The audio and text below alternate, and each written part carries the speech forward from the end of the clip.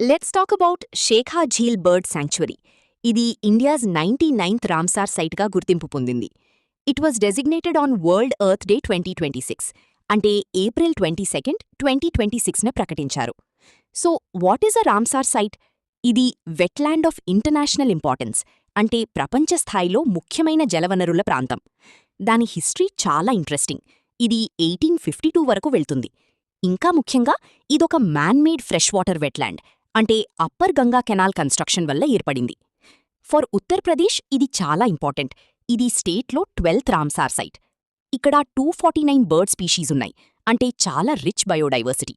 వాటిలో 62 స్పీషీస్ పూర్తిగా ఈ వెట్లాండ్ మీదే డిపెండ్ అవుతాయి సర్వైవల్ కోసం. దీని ఇంపార్టెన్స్ గ్లోబల్ లెవెల్లో కూడా ఉంది.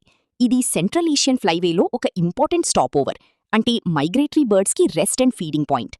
ఇక్కడ మీరు బార్ హెడెడ్ గూస్ మరియు పెయింటెడ్ స్టాక్ వంటి బర్డ్స్ చూడొచ్చు. ఇవి చాలా ఇంపార్టెంట్ మైగ్రేటరీ స్పీషీస్. సో ఓవరాల్గా చూస్తే ఈ శాంక్చురీ బర్డ్ పాపులేషన్స్ని ప్రొటెక్ట్ చేయడంలో చాలా క్రూషియల్ రోల్ ప్లే చేస్తోంది.